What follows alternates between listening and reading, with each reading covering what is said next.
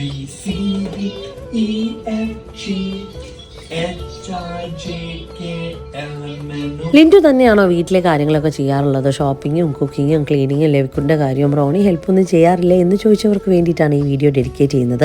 ഒരു ഫാമിലി ലൈഫിൽ husband and wife ഒരേപോലെ ആയിട്ടുണ്ടെങ്കിൽ എല്ലാം ശരിയാവത്തില്ലല്ലോ. അത് ഭയങ്കര ഡ്രമാറ്റിക് ആയി പോകും, അല്ലെങ്കിൽ ഭയങ്കര ഫോഴ്സ്ഡ് ആയിട്ടാണ് എനിക്ക് തോന്നിയിട്ടുള്ളത്. പിന്നെ റോണിയെ സംബന്ധിച്ച് വീഡിയോയിൽ വരുന്നതും എടുക്കുന്നതും ഒന്നും തീരെയും താല്പര്യമില്ലാത്ത ഒരാളാണ്.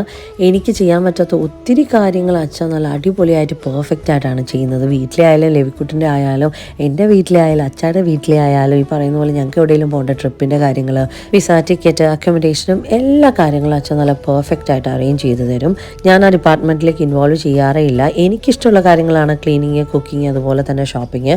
അതുകൊണ്ട് തന്നെ ഞാൻ ആ സെക്ഷനിൽ നല്ല അടിപൊളിയായിട്ടാണ് ഹാൻഡിൽ ചെയ്യുന്നതും. പിന്നെ OCD ഉണ്ടായതുകൊണ്ട് തന്നെ ഞാൻ തന്നെ ചെയ്യണമെന്ന് എനിക്ക് ഭയങ്കര നിർബന്ധമാണ് കേട്ടോ.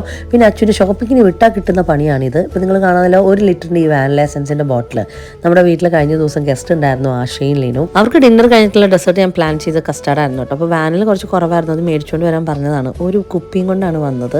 10 കൊല്ലത്തേക്ക് എനിക്ക് ഉപയോഗിക്കാം. അതുകൊണ്ടാണ് അച്ഛായ ഷോപ്പിംഗ് ഡിപ്പാർട്ട്മെന്റിലേക്ക് ഞാൻ കയറ്റാത്തത്. പിന്നെ നെക്സ്റ്റ് ഡേ നമുക്കൊരു ബർത്ത്ഡേ സെലിബ്രേഷൻ ഉണ്ടായിരുന്നു ടേസ്റ്റ് ഓഫ് ഇന്ത്യയിൽ. എൻ്റെ ഡെലിവറി സമയത്ത് എന്നെ ഒരുപാട് ഹെൽപ്പ് ചെയ്ത രേഖാജിയുടെ മോളുടെ അവരുടെ ബെസ്റ്റ് ഫ്രണ്ടിൻ്റെ മോൻ്റെയും കൂടെ ചേർത്തിട്ടായിരുന്നു ബർത്ത്ഡേ.